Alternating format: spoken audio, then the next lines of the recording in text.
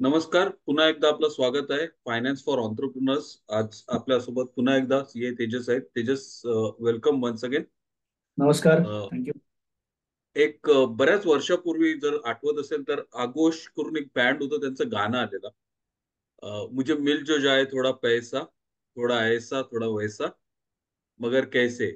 आणि ही जी हकीकत आहे की मला थोडा अजून अधिक पैसे असते तर मी माझा व्यवसाय अधिक चांगल्या प्रकारे करू शकलो असतो, किंवा पुढच्या महिन्यात खर्च कसा काढायचा हा माझ्या पुढे मोठा प्रश्न आहे. आणि या सगळ्यांची निगडीत जी गोष्ट आहे ती म्हणजे कॅश फ्लो. आणि कॅश फ्लो म्हणजे नक्की काय? व्यवसायाच्या प्रत्येक टप्प्यावर कॅश असणं खूप गरजेचं आहे. अगदी तो वाढीचा असला, व्यवसाय वाढवायचा जरी झाला, व्यवसाय आहे तो सांभाळायचा जरी झाला तरी कॅश लागते. आणि बऱ्याच वेळेला बहुतांशी बिझनेसेस किंवा व्यवसाय जे बंद पडतात त्याचं एक प्रमुख कारण जे आहे, that is the lack of cash flow management. मग त्याला स्टार्टअप्स आणि मोठे मोठे एस्टॅब्लिश्ड ऑर्गनायझेशन सुद्धा अपवाद नाहीयेत. नक्की हे कॅश फ्लो म्हणजे काय आणि त्याचा बिझनेसवर होणारा परिणाम. मी आता नुकतंच एक स्टॅटिस्टिक वेबिन केअर करून एक वेबसाईट आहे, त्याच्यावर स्टॅटिस्टिक्स बघत होतो. त्याच्यावर त्यांनी जे स्टॅटिस्टिक्स दिले ते धक्कादायक आहेत. One of the prominent reasons, 82% of the organizations fail to plan their cash flow, or fail because of improper planning of cash flow. खूपच धक्कादायक टक्केवारी आहे. तर त्याच्याकरता आज आपण जाणून घेणार आहोत की कॅश फ्लो म्हणजे नक्की काय आणि आपल्या व्यवसायासाठी त्याचा का व कसा उपयोग करावा, and how do we ensure we are always cash positive. तर Tejas, once again thanks for joining in. आणि आपण मागे बजेट विषयी बोललेलो, आता त्याचा पुढचा टप्पा जो आहे आज आपण घेतोय. तर कॅश फ्लो जेव्हा आपण हा शब्द बोलतो तेव्हा त्याचा नेमका अर्थ काय आणि ते का महत्वाचं आहे समजून घेणं. Thank you, Anthony, and welcome all to this second part of this series. For me, Anthony is already doing this series. त्यातला माझ्यासाठी हा सेकंड पार्ट आहे बजेट नंतरचा. आणि आपण बजेटमध्ये बघितलं की बजेट का गरजेचं आहे, तसं आज आपण बघणार आहोत कॅश फ्लो का गरजेचं आहे. आणि before we talk about cash flow, I will tell you interesting story about a company ज्याचं नाव आहे Samsung. We'll start with it, not with the story. We'll tell you just two or three liners. Samsung started in 1938. 1938 साली सॅमसंगला सुरुवात झाली. आणि त्याची सुरुवात झाली ती एका ग्रोसरी स्टोअरने सुरुवात झाली. आणि आज Samsung is a technology giant. Mobile फोनमध्ये जगातल्या टॉप 3 कंपनीजमध्ये मला वाटतं सेकंड और थर्ड पोझिशन त्यांची चेंज होत असते. सो ह्या अख्ख्या प्रवासामध्ये ऑफकोर्स व्हिजन, मिशन किंवा त्यांच्या व्हॅल्यूज कॉन्स्टंट होत्या. पण एक गोष्ट कोणती कॉन्स्टंट असेल तर from whatever source they have got is there cash flow.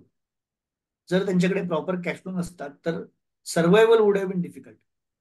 म्हणजे if you really want to take a next leap, तर पहिल्यांदा you have to ensure something की तुमच्या मागे जी काय म्हणतात ज्याला आपण मागे जमीन जी आहे किंवा मागे जी आपण जे काही क्रिएट केलंय ते सिक्युअर्ड आहे किंवा माझं ब्रेड अँड बटर सिक्युअर्ड आहे. आता कंपनीचा ब्रेड अँड बटर म्हणजे ऑफकोर्स कंपनीची लिगसी किंवा कंपनीचं long term vision. So to secure that company's long-term vision, yes, it is must की कंपनी ऑलवेज डज दॅट. आणि दॅट दे ज्याला आपण म्हणतो की लॉंग टर्म सर्व्हायवल ज्याला आपण म्हणतो एनी. आणि यू टेक एनी कंपनी, सॅमसंगने एक्झाम्पल दिलं कारण सॅमसंग लोकांना माहिती आहे. पण जपानमध्ये काही कंपन्या आहेत ज्या they are more than 500 years old and they are surviving. Of course vision आहे, व्हॅल्यूज आहेत, त्याला देर इज नो अपवाद टू इट. बट तुमचं जर पोट भरलेलं नसेल ना, तर जसं म्हणतात की उपाशी पोटी आपण ज्ञान देऊ शकत नाही. जोपर्यंत तुमचं पोट भरलेलं नाहीये तोपर्यंत तुम्हाला हे सगळं विजन, व्हॅल्यूज वगैरे हे फार तुम्हाला पुढे नेऊ शकत नाही. आणि पोट भरलेलं असणं म्हणजे cash flow, strong cash flow. So या सगळ्या ज्या कंपन्या ज्या any company which is surviving for more than 25-30 years and progressing. Surviving is just one aspect. आपण बघूया पुढे सर्वाइव्हिंग आणि प्रोग्रेस मधला फरक आपण बघूया. तर जी कंपनी मागच्या 25 वर्षापेक्षा जास्त प्रोग्रेस करते त्याने साधारण 4 वर्षाची एक फेज म्हटली तर साधारण 8 सायकल्स, बिझनेस सायकल बघितल्यात. सॉरी, 3 वर्षाची एक सायकल बघितली तर 8 बिझनेस सायकल बघितल्यात. अशा कंपन्या ह्या डेफिनेटली लॉंग टर्म सर्व्हाइव्ह करतात. आणि त्यांचं प्राईम जी गोष्ट आहे सगळ्यात महत्वाची ती कॅश फ्लो आहे. तुम्ही त्यांना विचारा तर ते डेफिनेटली सांगेल की आमचं विजन स्ट्रॉंग आहे, आमचं मिशन स्ट्रॉंग आहे. पण तुम्ही जर अंडरलाईन त्यांचे अकाउंट्स बघितले, त्यांचे फिनान्शियल बघितले, त्यांचे सगळ्या गोष्टी बघितल्या, असं नाही की त्यांना चॅलेंज आले नसतील, त्यांना भरपूर चॅलेंज आले असतील. पण वेळोवेळी तेव्हा ज्यांना लागला पैसा, त्यावेळी तो पैसा आला, तो उभा राहिला, तो कर्जाच्या मार्फत मार्फत राहिला असेल, त्यांना काहीतरी अपॉर्च्युनिटी आली असेल, मे बी त्यांनी ऍडव्हान्स घेतले असेल, मे बी त्यांनी कदाचित स्वतःचे असेट विकले असतील. From whatever way they have generated the money, and that money has help them to take the next step. Because असं मी मगाही सांगितलं, पुन्हा एकदा सांगतो की उपाशी पोटी तुम्ही एक पाऊल पण पुढे टाकू शकत नाही. So unless otherwise you are secured की बाबा मला पुढचा महिना, पुढचे 6 महिने, पुढचं वर्षभर मी सर्व्हाइव्ह होणार आहे, तोपर्यंत तुम्ही लॉंग टर्म विजन ठेवू शकत नाही. आणि शॉर्ट टर्म विजनसाठी सगळ्यात प्रायमरी गोष्ट कोणती असेल तर ती कॅश फ्लो आहे. त्यामुळे पैसा. सो कॅश फ्लो म्हणजे काय आहे? प्रायमरी तुमच्या बिझनेसमध्ये येणारा पैसा म्हणजे कॅश फ्लो. कॅश फ्लोचा इतर गोष्टींची काय संबंध आहे हे आपलं उलगडत जाईल. पण आम्ही कॅश फ्लोला किंवा फायनान्सला बिझनेसचा ऑक्सिजन म्हणतो. सो एका पॉईंट नंतर एक वेळ असं होईल की तुमचं अन्न पाणी तुमच्या पोटात नाही गेलं तरी तुम्ही प्युअर ऑक्सिजनवर जगू शकता. अन्न पाणी, आणि आपण बघतो अशा केसेस ज्याला आपण टिपिकली व्हेंटिलेटर म्हणतो, की ऑक्सिजन लावून त्याला जगवायला म्हणतो. सो काही काळ ती व्यक्ती व्हेंटिलेटरवर असते, ऑक्सिजनवर असते, आणि मग पुन्हा एकदा it come back to life, आणि मग पुन्हा खायला प्यायला सुरुवात करते, मग हेल्दी हॅबिट सुरू होतात, आणि then they come back to life and then they live a long life. अशा केसेस आपण खूप बघितलेले आहे. Similarly it is for business. असं होणार नाही की तुमचा बिझनेस कधी व्हेंटिलेटरवर गेलाच नाही, किंवा कधी बिझनेस अगदी एक्स्ट्रीम कंडिशनला गेला नाहीये, की बाबा आता याच्या पुढे काही होण्यातलं नाही. अशा कंडिशन मध्ये सगळे बिझनेस गेले, प्रत्येक बिझनेस गेले. पण त्याला जर परत यायचं असेल तर ऑफकोर्स विजन, तुमची व्हॅल्यू खूप महत्वाची आहे, तुमचं विजन खूप महत्वाचं आहे. पण त्याचबरोबर तुमच्याकडे त्यावेळेस तुम्हाला सपोर्ट करण्यासाठी पैसा असणं खूप गरजेचं आहे. आता पैसा म्हणजे काय? तर पैसा म्हणजे इट इज नॉट नेसेसरी तुमच्याकडे प्रॉपर पैसा, म्हणजे ज्याला लिक्विड कॅश म्हणतो तो पाहिजे. कॅश फ्लो म्हणजे काय? तर तुम्हाला बिझनेसमध्ये जो फ्लो इन्शुर्ड असतो, जो बिझनेस रनिंग ठेवतो, तो पैसा. म्हणजे फॉर एक्झाम्पल, सपोज की तुमच्याकडे आज तुमच्याकडे काहीच नाहीये आणि तुम्ही एकदम एक्स्ट्रीम वर्स्ट कंडिशन मध्ये आहात. अशा वेळेस एखादा कस्टमर तुमच्याकडे येईल आणि सांगेल की बाबा तू ऑर्डर पूर्ण कर, मी तुला मटेरियल सप्लाय करून देतो, जॉबवर कर, आणि महिन्याभरासाठी मी तुला ऍडव्हान्स देतो. So that also becomes a kind of cash flow. किंवा तो कॅश म्हणेल फ्लो. की तुझ्याकडे आता किती महिन्याचे पैसे, 15 दिवसाचे पैसे आहेत, मी तुला काम देतो, 15 दिवसात माझं काम करून दे, पुढे लगेच तुला पैसे देतो. So that is something which you can term as cash flow. त्यामुळे कॅश फ्लो म्हणजे लक्षात घ्या की कॅश फ्लो म्हणजे पैसा, आणि पैसा म्हणजे बिझनेसचा ऑक्सिजन. बाकी सगळ्या गोष्टींमध्ये तुम्ही सर्वाइव्ह होऊ शकता, पण ऑक्सिजन शिवाय long term survival is almost impossible. Tejas, मला वाटतं सॅमसंग बद्दल बोललातच तुम्ही. इवन ऍपलचे जे कॅश रिझर्व्ह आहेत, that is it is sed that 15 जे छोटे देश, म्हणजे जवळपास 15 देशांचा जीडीपी जेवढा होईल तेवढे कॅश रिझर्व्ह ऍपलकडे आहेत. You can just imagine the amount of balancing किंवा ते कॅश फ्लो किती मॅनेज करू शकतात आणि करतायत किती योग्यरीत्या करतायत, राईट. आता आपण कॅश फ्लो विषयी बोललो, तर कॅश फ्लो बद्दलच्या काही चांगल्या सवयी ना, म्हणजे कॅश फ्लो, पैसा येत राहणं महत्वाचं आहे. आणि मला वाटतं थोडासा पैसा जो बाहेर जातो तो पण आपण कसा कंट्रोल करतो, मॅनेज करतो, तेही कॅश फ्लोचा भाग आहे. तर what are some of the good habits ना, की आपल्याला कॅश फ्लो चांगला आपल्याकडे सुरळीतपणे चालू राहावा, त्याच्यासाठी कुठल्या चांगल्या सवयी आहेत किंवा आपण त्यांचा विचार करू शकतो? What are some good practices और good habits entrepreneurs and businesses should develop for cash flow?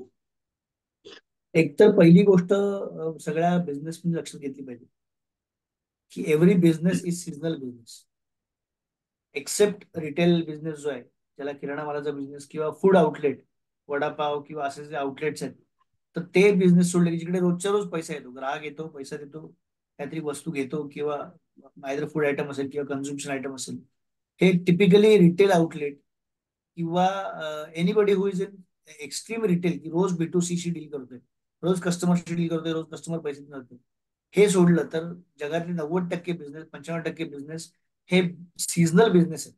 Seasonal business म्हणजे काय? तर तुम्हाला पैसा रोज येत नाहीये, पण पैसा खर्च रोज होतो. आता अगदी साधं उदाहरण घेऊया की आपण आता I am sitting in my office. Suppose if I don't come to office for say 7 days, still I have to pay the rent is running. मी 7 दिवस सुट्टी गेलो तरी मला रेंट द्यायचे, मी 7 दिवस डबल काम केलं तरी मला तेवढंच रेंट द्यायचे. समजा इलेक्ट्रिसिटी बिल, आता इलेक्ट्रिसिटी बिल चालूच आहे, मी नाही आलो ऑफिसमध्ये, आलो ऑफिसमध्ये, the consumption is going on. Only thing is I have to pay it once in a month, that is different story. पण माणसांचा पगार चालू आहे, वेंडरची पेमेंट चालू आहेत. मला आता ऑफिसमध्ये अचानक मला कळलं की अरे प्रिंटर बंद पडलाय, I have to work on that. एखादा पीसी बंद पडलाय, I have to work on that. इथलं इलेक्ट्रिक कनेक्शन गेलंय, I have to work on that. Something has happen to stationery, stationery संपली, I have to work on that. So lots of things are there की ज्या गोष्टी मला करायला लागतात. So बिझनेसमधने पहिली गोष्ट लक्षात ठेवली पाहिजे की जर बिझनेस सीझनल आहे तर मग तुमची पेमेंट सायकल सीझनल का नसावी. मग पहिलं डिसिप्लिन तुम्हाला काय पाहिजे, तुमच्याकडे पैसा रोज येतो का, नाही येत. मग पैसा जातो रोज का. मग तुम्हाला कोणत्या वेंडरने बिल पाठवलं की तुम्ही दुसऱ्या दिवशी, नाही नाही आमची शिस्त आहे, रोज पैसे बाकी ठेवायचे नाही, रोज पेमेंट करून टाकायचं. कशाला. अशी काही कंडिशन नाहीये, तुम्ही डिसिप्लिननेच पेमेंट करा. पण let's decide once a week की आठवड्यातून एक दिवस मी सगळी पेमेंट करेन. तुम्ही दिवस ठरवाल तो, may it be Wednesday, Thursday, Friday और सॅटर्डे फॉर दॅट मॅटर. सॅटर्डेला बऱ्याचदा बँकिंग बंद असतं, सो फ्रायडे और थर्सडे इज ऑल्सो प्रिफर्ड. पण एक दिवस आठवड्याला ठरवा की ज्या दिवशी आठवड्यातले तुमचं जे जास्त पेमेंट असले, तुमचा बिझनेस मोठा असला, आठवड्यात 2 दिवस ठरवा. तुम्हाला साधा उदाहरण देतो. जेव्हा तुम्ही कॉर्पोरेटमध्ये बिलं टाकता तर कॉर्पोरेट वाले सांगतात की जर आमच्याकडे 20 तारखेच्या तुमचं बिल नाही आलं तर ह्या महिन्यात बिल प्रोसेस होणार नाही. 20-25 जी काय त्यांची डेडलाईन असेल ती, ते क्लिअरली तुम्हाला सांगतात. तुमचं बिल किती मोठं असो किंवा किती छोटं असो, they don't have any special rules for you.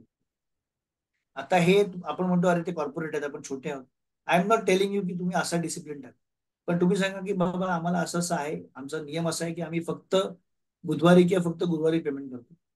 याने दोन गोष्टी होतील. एक तर तुमच्याकडे गुरुवारी किती पैसे द्यायचे हे बुधवारपर्यंत तुम्हाला आकडा आलेला असेल किंवा मंगळवारपर्यंत तुमच्याकडे आकडा आलेला असेल, त्याची अरेंजमेंट तुम्हाला करता येईल. दुसरं, गुरुवारी पेमेंट झालं की पुढच्या मंगळवारपर्यंत तुम्हाला जे पैसे जमा होतील अकाउंटला, that fund you can invest somewhere and you can plan it.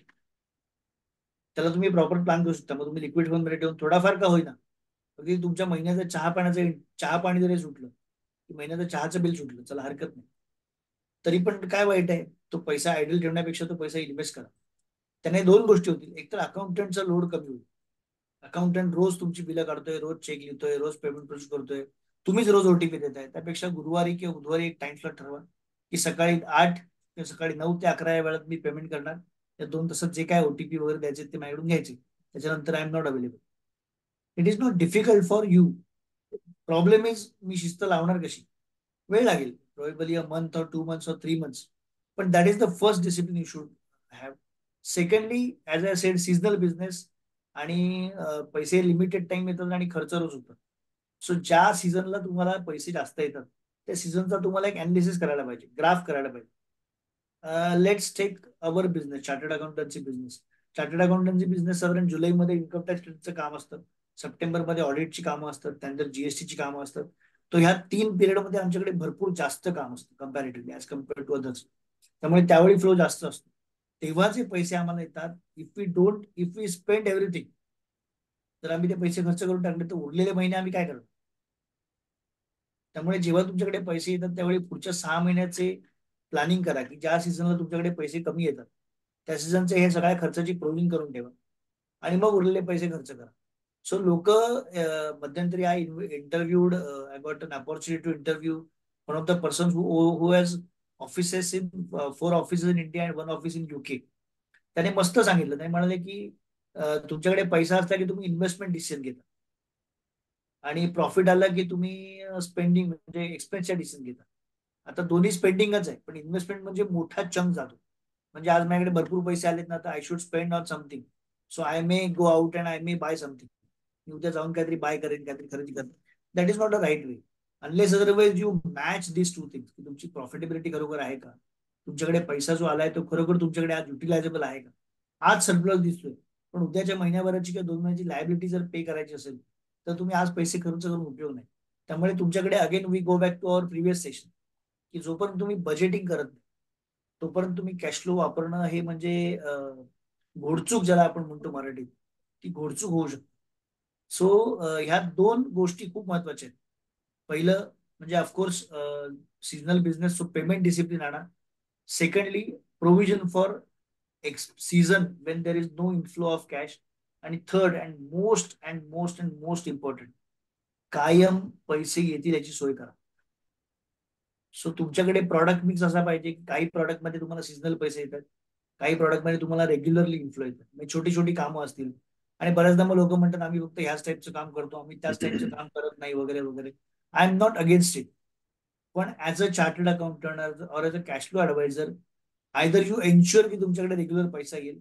जर होत नसेल तर you have to make an arrangement, alternate arrangement. आणि म्हणून मग बऱ्याचदा ओव्हरड्राफ्ट फॅसिलिटी घेतली जाते, त्या बँकांमधून लोन घेतली जातात. ह्या ज्या सगळ्या प्रोव्हिजन्स आहेत बेसिकली काय आहेत, तर जेव्हा मला पैसा येत नाही मार्केटमधून त्यावेळी मला पैसा उपलब्ध झाला पाहिजे म्हणून या फॅसिलिटी आहेत. So I am not saying की तुम्ही त्याची अरेंजमेंट किंवा तुम्ही तुमचा कॉम्प्रोमाइज करा, पण त्याची अल्टरनेट अरेंजमेंट जी आहे, फॉर एक्झाम्पल ओव्हरड्राफ्ट फॅसिलिटी असेल किंवा इतर काही फॅसिलिटी असेल, किंवा काही कस्टमर आपले असतात की ज्यांना आपण हक्काने सांगू शकतो की तुमचे आज पैसे मला नको, मला जेव्हा लागेल तेव्हा मी घेईन. नॉट ऍडवायझेबल ऑफकोर्स, असे असू नयेत. सगळ्या कस्टमरकडून पैसे येतील त्या दिवशी घेऊन टाका. पण स्टील काही रिलेशनशिप बेस्ड कस्टमर असतात. सो त्यांच्या, जर तुम्हाला माहिती असेल की बाबा आपल्याला लागतील तेव्हा पैसे देईल, तर अशा लोकांचे पैसे रिझर्व्ह मध्ये ठेवा. आणि जेव्हा लागतील किंवा जेव्हा सीझन असेल किंवा जेव्हा ऑफ सीझन असेल त्यावेळी त्यांच्याकडून पैसे घ्या. So these are the three things. First is of course disciplined payment. Second is provision for non-seasonal expenses, rather all expenses when money is not going to come in. And third, you should make alternate arrangements of funds. तुम्हाला पैसा कधी लागणार आहे याची alternate arrangement तुम्ही parallelly करून ठेवली पाहिजे. ती अरेंजमेंट चुकली तर तुमचा बिझनेसमध्ये काय म्हणतात त्याला, उतार सुरू होतो. आय एम नॉट सेइंग की उतारून तुम्ही घसरून पडाल, तुम्ही परत वर पण याल. लगेच हा. तर पण तो खूप स्लो असतो टेम्पररी तो डिक्लाइन. लक्षात टेम्पररी आहे. Decline, that is a start of decline. आणि त्याच्यामुळे जर तुम्ही काइंड ऑफ डिसिजन्स घ्यायला चुकलात, किंवा डिप्रेशन मध्ये गेलात किंवा अजून काही प्रॉब्लेम झाले, तर depression, I am not saying की psychological depression, I am talking of business depression. So तुम्ही जर बिझनेस डिप्रेशन मध्ये गेलात तर नॅचरली तिथून रिकव्हरी खूप कठीण होऊन बसते. आणि नंतर मग you may have to take very harsh decisions regarding quitting the business. असं पण होऊ शकतं. आणि अशा केसेस आम्ही आजूबाजूला बघितलेल्या पण, मी पण बघितल्या आहेत, अँथनी ते पण बघितलेलं आहे. त्यामुळे that's what I am telling you this very confidently की हे होऊ शकतं. So you have to be very cautious. Over to you तर अँथनी. या. तर मला तर वाटतं ना ते डिप्रेशनचं जे बोललं ना, ते actually that can every day making arrangements for money and cash can actually lead to depression. म्हणजे इमोशनल डिप्रेशन सुद्धा होऊ शकतं, कारण रोज रोज तगादा पैशांचा मॅनेज करणं खूप कठीण होऊन जातं. आणि प्रत्येक वेळी मागणार कोणाकडून? हे जे काही सांगितलेले जे गुड हॅबिट्स कॅश फ्लोचे जे सांगितलेले आहेत ते खरोखरच खूप चांगले आहेत. पण आता इथे तेजस, पैसा येत असताना मला वाटतं थोडंफार एक डिफरन्शिएट करणं महत्वाचं आहे की इन्कम काय आणि कॅश फ्लो काय. कारण आपल्याला कस्टमर कडून पैसा येतो, ते इन्कम मध्ये पकडायचा आणि कॅश फ्लो, तर तो डिफरन्स कसा समजून घ्यायचा आणि ते समजून घेणं का महत्वाचं आहे? इन्कम पेक्षा is a very good question Anthony. आणि this is the question where many a times आम्हाला सगळ्यात जास्त चॅलेंज इकडे येतो ह्या प्रश्नावरती. 31 मार्चला जेव्हा आम्ही सांगतो क्लायंटला की तुम्हाला एवढा टॅक्स भरायचा आहे, तो म्हणतो अरे मला प्रॉफिट तो एवढं म्हणतोय पण माझ्याकडे पैसे कुठे आहेत. So instead of term income I will use the term profit. की ओके. मग तुमचं प्रॉफिट एवढं आहे पण कॅश फ्लो कुठे आहे. So you have to understand that there is a difference in profit and cash flow. आणि कसा ते मी तुम्हाला एक्सप्लेन करतो. जेव्हा तुम्हाला, let's assume that you have made a sale of 10 lakh rupees, 10 lakh रुपयाचं तुम्ही सेल केलंय. त्यासमोर ऑफकोर्स जीएसटी लावलाय, तो जीएसटी क्लायंटला म्हणजे जीएसटी गव्हर्नमेंटला भरून टाकलाय. Your payment term is say 45 days. So आज समजा 31 मार्च आहे तर तुमचा 10 लाखाचा सेल बुक झाला. 1,80,000 रुपये जीएसटी तुम्ही पुढच्या महिन्यात भरून टाकलं 20 एप्रिलच्या आत. 10 लाखाचा सेल तुमचा 31 मार्चला बुक झालाय. पण पैसे तुम्हाला कधी येणार आहेत तर 15 एप्रिल नंतर येणार आहेत. सो आज तुमच्याकडे कॅश फ्लो काय आहे तर काहीच नाही. तर तुमच्याकडे समजा एक 5 लाख रुपये शिल्लक होते. त्या 5 लाखातून तुम्ही 3 लाख रुपये खर्च केले. 1,80,000 रुपये तुम्ही जीएसटी भरला, तुमच्याकडे राहिले 20,000 रुपये. मग तुमच्याकडे आता प्रॉफिट किती आहे तर 10 लाखावर लेट्स प्रिझ्युम इतर काही खर्च बिर्च सगळे जाऊन तुम्हाला 4 लाख 3 लाख रुपये प्रॉफिट आहे. पण कॅश किती आहे तुमच्याकडे तर कॅश फक्त 20,000 रुपये. That is the difference which you to understand की माझा प्रॉफिट भले 3 लाख रुपये आहे ऍज पर अकाउंटिंग, आणि त्याला अकाउंटिंग प्रॉफिट म्हणतात. जेव्हा आम्ही प्रॉफिट म्हणतो तो अकाउंटिंग प्रॉफिट असतो. आणि कॅश फ्लो इज रियालिटी. म्हणून रतन टाटांचं एक फेमस वाक्य आहे की प्रॉफिट इज इमॅजिनरी आणि cash flow is reality.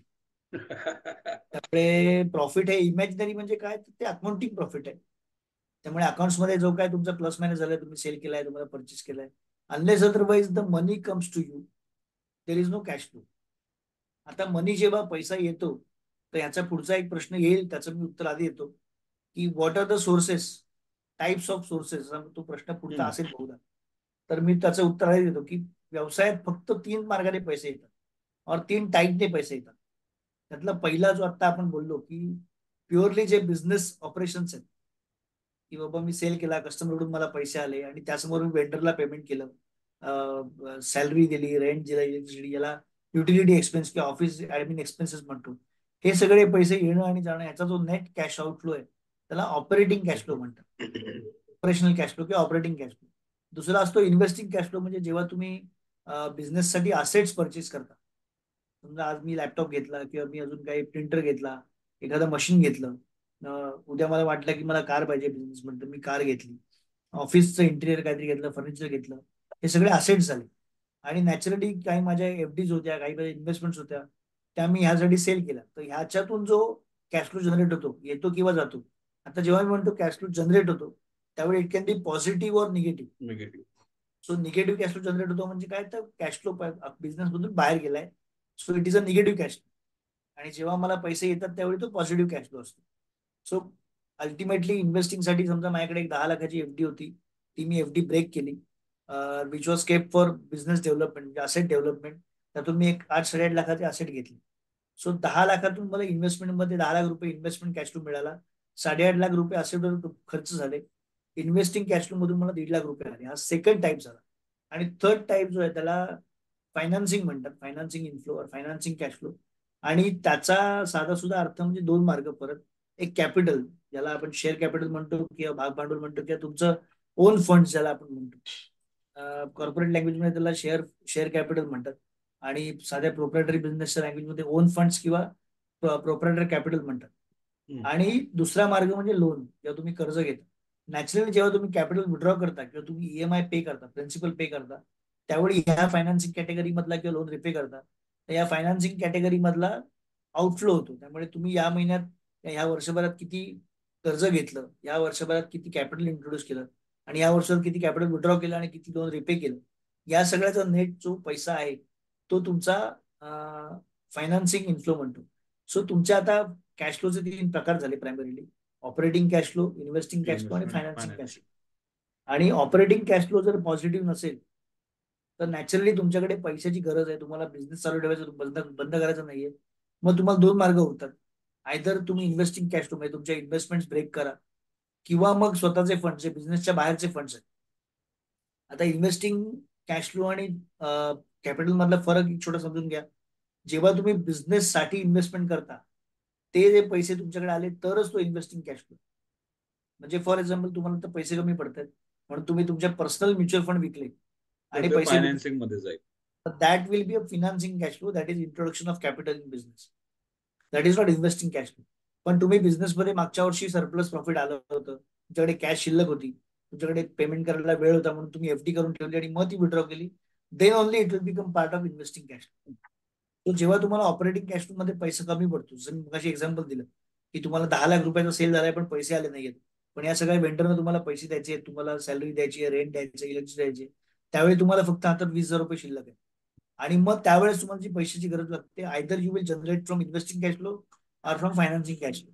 Either तुम्ही स्वतः कॅपिटल खिशातून इंट्रोड्यूस कराल, किंवा तुम्ही कर्ज घ्याल, किंवा तुम्ही तुमच्या असलेल्या असेट्स विकाल. म्हणजे तुम्ही असं पण होईल की बाबा आता मला, माझ्याकडे पैसे नाही तर काय करू, तर बिझनेस मधला एखादा असेट विक. आणि अशा काही केसेस झालेल्या आहेत की जिकडे लोकांना आपले असेट्स विकून त्यांचा बिझनेस, सॉरी, तुमचा बिझनेस चालू ठेवायला लागला. So operating cash flow, investing cash flow आणि फायनान्सिंग कॅश फ्लो हे समजून घेणं खूप गरजेचं आहे. जेव्हा आपण थिअरी बोलतोय त्यावेळेस ही कदाचित कळणार नाही, पण प्रॅक्टिकली तुम्ही जर मांडून बघितलं, अगदी साधा एक्सरसाइज करा. मागच्या 3 महिन्याची Excel sheet, bank statement Excel sheet download करा, आणि त्याच्या इन्फ्लो समोर फक्त ह्या 3 कॅटेगरी मधली कॅटेगरी लिहा. इन्कम समोर आणि एक्सपेन्स समोर, म्हणजे आलेल्या पैसे रिसिट समोर आणि पेमेंट समोर. आणि मग तुम्हाला कळेल की तुमचा जो पैसा येतोय हा ऑपरेटिंग कॅश फ्लो मधून येतोय का, इन्व्हेस्टिंग कॅश फ्लो मधून येतोय का, इन्व्हेस्टमेंट फायनान्सिंग मधून. फायनान्सिंग कॅश फ्लो मधून येतोय. तर फॉर एक्झाम्पल, तुम्ही बिझनेसमध्ये काही इन्व्हेस्टमेंट केली असेल, त्याच्यातून तुम्हाला काही इंटरेस्ट मिळतोय, डिव्हिडंड मिळतोय, that will naturally be form part of your investing cash flow. पण तुम्हाला पर्सनल मधून काय मिळतं. आणि म्हणून आम्ही बऱ्याचदा सांगतो, आता हा विषय कॅश फ्लोचा नाहीये, पण बऱ्याचदा आम्ही सांगतो की तुमच्या पर्सनल बॅलन्स शीट आणि बिझनेस बॅलन्स शीट सेग्रिगेट करा. त्याचं one of the primary reasons is this की तुम्हाला बऱ्याचदा कळत नाही की फंडिंग होतंय कुठून. तुमच्या पर्सनल अकाउंटला कुठून कुठून पैसे येत असतात, कुठून रेंट येत असेल, कुठून काही येत असेल, आणि ते तुमच्या बिझनेसमध्ये ऑटोमॅटिकली युज होत असतात आणि तुम्हाला कळत नाही. So you have to be bit careful about that. त्यामुळे हे 3 मार्ग जे आहेत कॅश फ्लोचे ते मॉनिटर करणं म्हणजे कॅश फ्लो मॉनिटर करणं. Yes, over to you Anthony. हे आता ही मॉनिटरिंग करताना त्याचं अनालिसिस जसं सांगितलं ना, की ऑपरेटिंग, इन्व्हेस्टमेंट आणि फायनान्सिंग टू अंडरस्टँड की नक्की कुठलं काय जाते. मग हे त्याचं अनालिसिस करून त्याचं पुढे काय करायचं. आता मी केलं 3 महिन्याचा डेटा घेतला, मी पाहिलं की बाबा हे असं होतंय. Then whatever patterns I see, right, how do I make sense of it, आणि मी त्याचं पुढे प्लॅनिंग कशी करायला पाहिजे. आणि त्याच्या जोडीला अजून एक प्रश्न मला विचारायला असं वाटेल की ते बरोबर, म्हणजे मी जे समजतोय ते बरोबर आहे की नाही. आय मीन मिस्टेक, की थोडी गडबडी होऊ शकते. मग त्याच्याबद्दल how do I know that the cash flow statement जे मी बघतोय किंवा बनवण्याचा प्रयत्न करतोय ते बरोबर आहेत की नाही, राईट.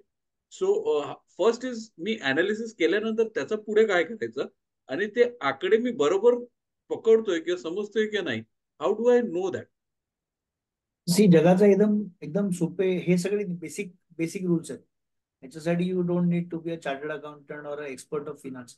एकदम बेसिक रूल समजून घ्या की जर तुमचं ऑपरेटिंग कॅश फ्लो म्हणजे तुमचं इन्कम तुमच्या खर्चापेक्षा जास्त असेल तर you are in a good position.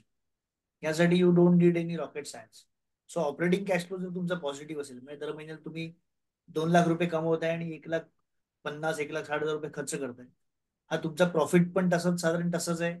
आणि जे तुम्ही सेल करताय तुमची वेळेवर रिकव्हरी पण होते. कदाचित एखाद महिना डिले होत असेल, पण महिन्याभराचं एकदा सायकल सेट झाली की ह्या महिन्यात मला सेलचे पैसे पण 1 महिना लेट येत आहेत आणि वेंडरचे पैसे पण 1 महिना लेट द्यायचे. सो ही सायकल एकदा सेट झाली तुमची की दर महिन्याला साधारण ऑपरेटिंग कॅश फ्लो म्हणजे तो जर पॉझिटिव्ह आहे. सेकंडली, इन्व्हेस्टिंग कॅश फ्लो मध्ये काय होते, तुम्हाला तुमच्याकडे बिझनेस मधले असेट विकायची पाळी येते का, या तुमच्या स्वतःच्या इन्व्हेस्टमेंट लिक्विडेट करून लोकांचा पगार द्यायची पाळी आली आहे का, किंवा तुम्हाला आवाच्या सव्वा लोन प्रत्येक वेळी घ्यावं लागतंय का, की आज ना मला एक अर्जंट पेमेंट करायचंय, माझ्याकडे आज पैसे नाहीत, तर तुम्हाला आज 25,000 रुपये दे, 50,000 रुपये दे, मी तुला 2 दिवसांनी देतो, त्याच्यावरती मी तुला काय नॉमिनल इंटरेस्ट देतो. अशी परिस्थिती तुमच्याकडे वारंवार येते का, किंवा तुम्ही ओव्हरड्राफ्ट घेऊन ठेवले ते प्रचंड रेग्युलरली वापरताय का. सी, ओव्हरड्राफ्ट वापरणं चुकीचं नाहीये, पण ओव्हरड्राफ्ट वापरल्यानंतर ते रिफिल होतंय का, त्याच्यासाठी पैसा रेग्युलर सर्क्युलेट होतोय का. म्हणजे ओव्हरड्राफ्ट ह्या महिन्यासाठी मी वापरलं आणि पुढच्या महिन्यात माझी सायकल बसली, पूर्ण सेट झाली, तर it is not a bad thing. Overdraft वरती इंटरेस्ट देणं किंवा काही चुकीचं नाही, नथिंग रॉंग अबाउट दॅट. पण कधी ना कधीतरी एकदा तरी अशी सिच्युएशन आली पाहिजे की आज आजची माझी पोझिशन अशी आहे की मी ओव्हरड्राफ्ट किंवा माझी सीसी लिमिट 0 करू शकतो. त्या पोझिशनला मी एकदा तरी येतोय का एवढं फक्त चेक करायचं. जर मला वाटलं की येस मी या पोझिशनला येऊ शकतो तर तुमची कंडिशन चांगली आहे. जर तुम्हाला वाटलं की नाही काही झालं तरी माझा ओव्हरड्राफ्ट किंवा कॅश क्रेडिट 0 होणारच नाही, तो कायम फुल राहणार, म्हणजे यू आर धोक्याची नियर टू घंटा आहे. टॉप राहणार, then it is a risky condition. कारण तुम्ही मग लोनवर जगताय. अगेन, लोनवर जगणं पण वाईट नाही, पण are you able to generate that much returns. बँकेला तुम्ही 12% इंटरेस्ट देताय आणि तुमच्या बिझनेस मधलं प्रॉफिट साधारण 8% मार्जिन किंवा अगदीच 13% 14%, म्हणजे तुम्ही नॅचरली 1 किंवा 2% कमवताय आणि you're paying 12% to your banker. आणि या 2% मग तुम्हाला तुमचा खर्च भागवायचा आहे, तुमचा पगार स्वतःचा पगार भागवायचा आहे, घर चालवायचं आहे, तुमचे इतर काही खर्च भागवायचे, तुमचे अजून काही ज्याला आपण पर्सनल एन्जॉयमेंट ज्याला म्हणतो. आणि मग ह्या सगळ्या गोष्टी मागे पडत जातात. तुम्ही ना त्याच्याच इथे पर्सनल. मला जस्ट एक ऍड करायचं वाटतं, काही काही बिझनेसेस मध्ये ना मार्जिन जी आहे ती कदाचित रेट ऑफ इंटरेस्ट पेक्षा पण कमी असते. म्हणजे जसं एव्हिएशन घेतलं किंवा अजून काही industry, by default margin is 3 to 5% yes, profit margin, and then yes, yes. त्यावेळेला हे खूप जिक्रीचं होऊ शकतं. पण त्याच्यामध्ये एक महत्वाचा फॅक्टर असा असतो ना की तिथे, आता हा मी बजेटच्या वेळी पण सांगितला होता बहुधा मुद्दा, हा मुद्दा लक्षात घ्या की जगात दोन प्रकारचे बिझनेस होतात. एक व्हॅल्यू बिझनेस, दुसरा व्हॉल्यूम बिझनेस. सो जर तुमच्याकडे व्हॉल्यूम बिझनेस असेल तर तुमच्याकडे नॅचरली मार्जिन कमी आहे, त्यामुळे तुम्हाला तो बिझनेस व्हॉल्यूम मध्येच करायला पाहिजे आणि व्हॉल्यूम मधून ते मार्जिन रिकव्हर केलं पाहिजे. मैं simply suppose if I am using 1 lakh rupees at 12% for 1 month आणि माझं मार्जिन 5% असेल तर 1 लाख रुपये मला महिन्यात किमान 3 वेळा फिरवले पाहिजे, तर मला 15% रिकव्हर होतो, 5% बरोबर. मार्जिन, आणि मग मी 12% इंटरेस्ट देऊ शकेन. आयडियली म्हणजे 12% मी मंथली म्हणत नाही, अॅन्युअली म्हणतोय. सो 1% जर असेल तर इट इज अप्रॉक्सिमेटली 0.30 0.40% झालं. So 0.40% 3 times is 1.20 1.30%. आणि त्यावेळेस तुम्ही 1%च्या इंटरेस्टचा जस्टिफाय होतो. ऑफकोर्स तो जस्टिफाय होत नाही, कारण बाकीचे खर्च पण तुमचे आहेत. पण ऍटलीस्ट इंटरेस्ट कॉस्ट तरी भागते. म्हणजे profit before interest is at least only for interest is positive. बाकीच्या खर्चांविषयी आपण बोलू शकतो नंतर. पण that is wear the calculation matters. आणि म्हणून मग तिथे आम्ही जेव्हा ऍडवाइस करतो अशा मॅटरमध्ये, व्हॉल्यूम मॅटरमध्ये, त्यावेळी त्याला वर्किंग कॅपिटल सायकल म्हणतात. आपण त्याच्याविषयी बहुधा नंतर बोलणार आहोत. Next probably our session will be on working capital. So cash flow मध्ये तुम्हाला एक कॅश बर्न रेट नावाचा concept. Cash burn rate. Cash burn rate म्हणजे काय, तर माझ्याकडचा 1 रुपया बाहेर गेला माझ्याकडून की तो परत माझ्याकडे यायला किती दिवस लागतात. That is my cycle, working capital cycle, ज्याला बर्न रेट म्हणतात. तो माझ्याकडे जेवढ्या लवकर परत येईल ना, तेवढा मी पैसा जास्त इफेक्टिव्हली वापरतोय आणि तेवढं माझं प्रॉफिट वाढत जातं. आणि ह्याच्यामध्ये काही कम्युनिटीज याच्यामध्ये मास्टर असतात, टिपिकली मारवाडी गुजराती, की ते पैसा अक्षरशः खेळवतात. अर्ध्या अर्ध्या टक्क्यासाठी, 1-1 टक्क्यासाठी, पाव टक्क्यासाठी ते पैसे खेळवतात. Because they play on this margins and playing on this margins give them volume. म्हणजे लिटरली सकाळी सकाळचा रेट आणि संध्याकाळचा रेट याच्यामध्ये ते खेळतात, कि आज सुबह का रेट क्या है, शाम का रेट क्या है, इसके हिसाब से हम लोग कैश घुमाएंगे. कैश मतलब उनका जो भी ट्रेडिंग कमोडिटी है. Suppose they are trading in say gold. Rolling करतात. सकाळचा रोलिंग असतं. सकाळच्या गोल्डचा रेट आणि संध्याकाळच्या गोल्डच्या रेट मधल्या डिफरन्स मध्ये ते पैसे कमवतात. कारण they have that capacity and they have that understanding of rolling the money very fast. And they have understood. आता हे त्यांना तुम्ही, ज्याला आपण प्रिन्सिपल्स ऑफ गेम म्हणतो, ते कधी त्यांना कळणार नाही. गेम प्रिन्सिपल काय आहे, तर प्रिन्सिपल तुम्ही विचारलं तर त्यांना नाही माहिती. पण ते करतायत, ते नॅचरल लॉने करतायत. Law of nature. Law of nature काय आहे, तर जेवढी एखादी गोष्ट तुम्ही जास्त रोल किंवा जास्त एफिशियंटली वापराल, तेवढे ती जास्त रिझल्ट चांगले देते. म्हणजे आपल्याला ड्रायव्हिंगचं एक असतं बघा, की if you drive at very fast speed, मी 100 120, गाडी लवकर वेअर अँड टेअर लवकर होतो. वेअर अँड टेअर लवकर होतं, प्लस गाडीचा ॲव्हरेज कमी होतो. कमी होतो. राईट. 40ला चाललं, 20ला चाललं, तुम्ही पोहोचणारच नाही डेस्टिनेशन. सो 60 80 100 हा जो स्पीड आहे, 60 to 100 मधला जो स्पीड आहे, ऑप्टिमम स्पीड. ऑप्टिमम, तो जर तुम्ही ऑप्टिमम स्पीड ठेवला, तुम्हाला गाडीचं ॲव्हरेज चांगलं मिळतं. गाडी मेंटेन राहते, त्याचे आरपीएम मेंटेन राहतात. आणि आरपीएम इज द सिग्नल, की आरपीएम जर वाढला तर याचा अर्थ गाडीचं काहीतरी, म्हणजे तुमचं स्पीड जास्त वाढलंय आणि जास्त आरपीएम कन्झ्युम होतोय, टायर बस्ट होऊ शकतो. So reduce the RPM. तसंच कॅश फ्लो मध्ये आम्ही बऱ्याच सांगतो की excess is low is risky, but excess is dangerous. तुमच्याकडे कमी कॅश फ्लो आहे ना, तो रिस्की आहे. पण जर जास्त कॅश फ्लो आला सडनली, तर तो डेंजरस आहे. कारण it is all about management. पैसा हा सगळा मॅनेजमेंटचा गेम आहे. Cash flow is all about management. It is not about how much cash you have, how much cash you want. Is not तुमच्याकडे आज किती आहे, किती हवाय वगैरे, हे नंतर आलं. तुम्ही मॅनेज कसा करताय पैसा, दॅट इज व्हॉट मॅटर. आणि दॅट इज वेअर तुमचे फिनान्शियल ऍडवायझर जे आहेत, ते play a vital role in this particular area of business. इथेच मला पुढचा प्रश्न विचारावा असं वाटेल, की मॅनेज कसा करावा, right? What are some of the common challenges ना, म्हणजे कॅश फ्लो मॅनेज करताना कुठल्या अडीअडचणी येऊ शकतात, किंवा कुठल्या गोष्टींना आपल्याला सामोरे जावं लागू शकतं, and how do you mitigate or resolve those ना, म्हणजे या गोष्टींना ऍड्रेस कसं करायचं, की जे चॅलेंजेस येतील, कधी कधी भारावून जातात लोक ना एकदम, आला अरे बापरे. तर how do what challenges do you come across, कुठल्या अडीअडचणी येतात आणि त्यांच्यावर तोडगा किंवा काय उपाययोजना आपण करू शकतो? I tell you very simple, की जेव्हा मला लोन सँक्शन होतं किंवा लोन डिस्बर्स होतं, तर त्यावेळेस मी तो पैसा आला की आधी पहिले खर्च करत सुटतो. मी प्लॅन नाही करत. आणि मग नंतर एका पॉईंट नंतर मला कळतं की अरे लोनचे पैसे तर संपले, आता करायचं काय. आता करायचं काय? मग कारण काय, पैसे आहेत, मग मी कस्टमर रिकव्हरीच्या मागे लागत नाही. पैसा आहे ना अकाउंटला.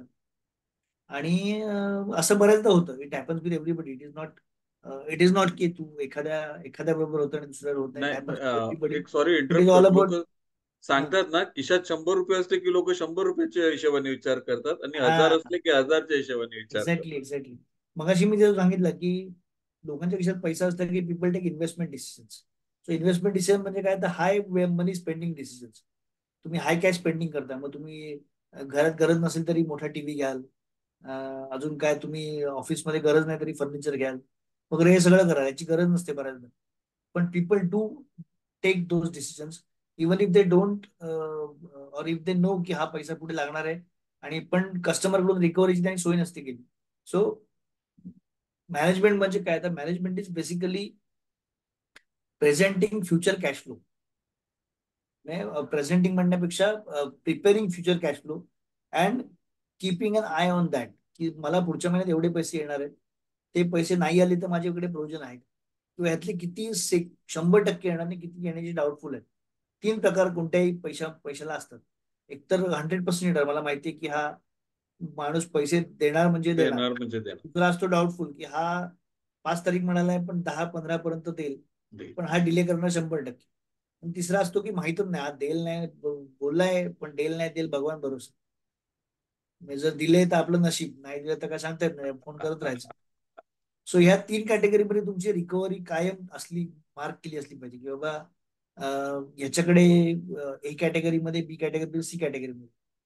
अजून एक कॅटेगरी असते डी कॅटेगरी, त्याच्यामध्ये आपल्या काही सर्व्हिसेस पेंडिंग असतात आणि त्या सर्व्हिस पेंडिंग असतात त्यामुळे आपले पैसे अडकलेले असतात. म्हणजे अगदी हत्ती गेला आणि शेपूट राहिला अशी सर्व्हिस असते. बरोबर. इंटिरियर डिझायनर जो होतं, इंटिरियर डिझायनर किंवा जे प्रोजेक्ट हँडल करतात, त्या हो. प्रोजेक्टच्या शेवटी शेवटी त्यांचं येस, काहीतरी येस. छोटंसं काम राहतं आणि त्यासाठी त्यांचा मेजर शेवटचा 5-10% काम असतं 500 रुपयाचं एक अर्ध्या बरोबर. दिवसात. त्यासाठी ते 5,000, 10,000, 50,000 रुपये अडकून पडतात, मोठा प्रोजेक्ट असेल तर. नाही, हा सो बऱ्याच अशा लोकांचा काही केसेस. प्रॉब्लेम आहे त्याच्यास, बऱ्याच हा. लोकांचा प्रॉब्लेम. सो हे गोष्ट कॅश फ्लोला अफेक्ट करते आणि this is where analysis comes in picture. ते आम्ही या 4 कॅटेगरीमध्ये डिवाइड करतो, एबीसीडी. आणि डी कॅटेगरीवर आधी फोकस करतो. ह्या कामामध्ये मला पैसे रिकवर, समजा 5,000 रुपये होणार आहेत, तर 5,000 रुपये रिकवर करायला मला इन्व्हेस्टमेंट किती लागणार आहे, तर 500 रुपये लागणार आहे. मग आज मी 500 रुपये खर्च करतो, कुठूनही मी सोर्सिंग करतो. माझा एक माणूस त्याच्या हातातलं काम थांबवून ते जाऊन करेल, ते 500 रुपयाचं काम पूर्ण करेल. I will deliver that bill so that I ensure की हे 5,000 रुपये माझे डी कॅटेगरी मधून ए, बी किंवा सी कॅटेगरीमध्ये येतील. झाले. मग सी कॅटेगरीमध्ये माणसाला आधीच फॉलोअप सुरू करायचं. सर तुम्ही ह्या तारीख सांगितलंय पण मला जरा ना गरज होती, थोडे एक तुमचे 10,000 रुपये आहेत पण मला आज 5,000 रुपयाची अर्जंट गरज होती, कॅन यू ट्रान्सफर.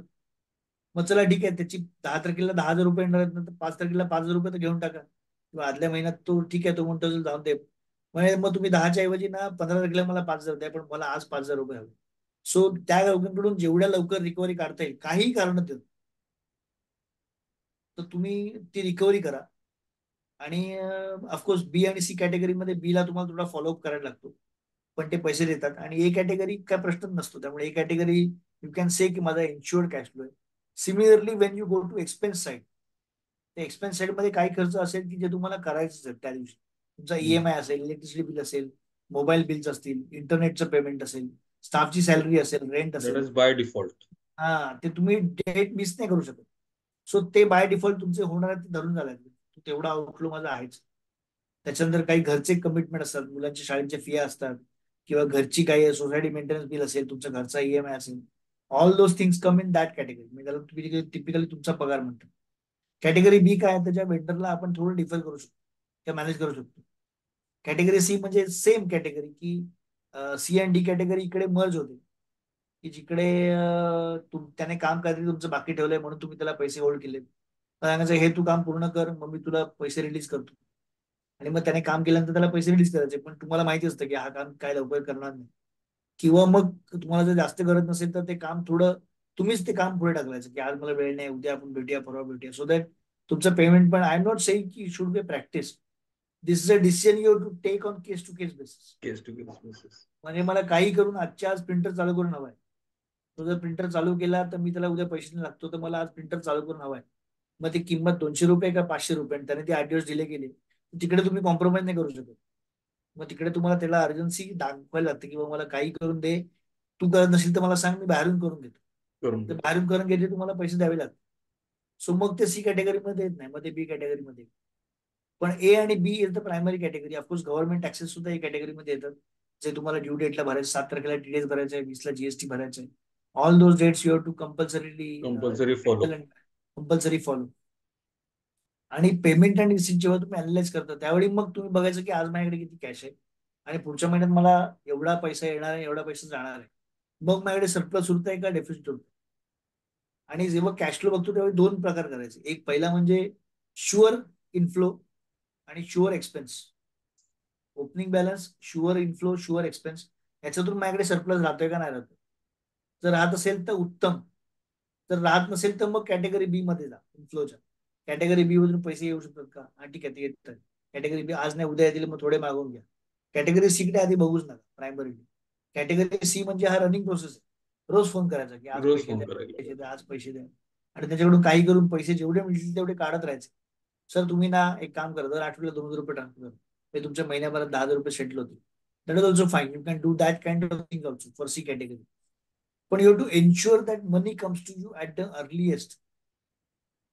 जेवढा पैसा तुमच्याकडे लवकर येईल तेवढं तुमचं डिसिजन मेकिंग फ्री होतं. फ्री माइंडने फ्री होतं, म्हणजे फ्री माइंडेड होतं. आणि राईट. तुम्ही तेवढं काय म्हणतात त्याला, विदाऊट स्ट्रेस घेऊ शकतो. जगातला सगळ्यात मोठा स्ट्रेस हा फायनान्सचा स्ट्रेस मानला जातो. व्हेरी बाकी ट्रू. सगळे स्ट्रेस माणूस सहन करू शकतो. असं सहन म्हणतात ना, करू सगळी शकतो. नाटकं करता येतात, पैशाची नाटकं करता येत नाही. पैशाचं सोंग नाही आणता येत. पैशाचा सुख आणता येत नाही. सो बाकी सगळे स्ट्रेस तुम्ही हँडल, तुम्ही दाखवाल जगाला मी खूप आनंदी आहे. पण पैशाचं काय करणार, म्हणजे ईएमआय भरायचं तर तुम्हाला लोकांकडे पैसे मागायला लागतात. उद्या तुम्हाला पगार द्यायचा आहे, उद्या तुम्हाला फॉरगेट अबाउट बिझनेस, तुम्हाला पर्सनल काही खर्च असले जे तुम्हाला एक्झॅक्टली. भागवायचे आहेत, त्या मुलांची शाळेची फी द्यायची, आणि तुमच्याकडे आज कॅश फ्लो नाहीये, तुम्हाला काय करणार तुम्ही.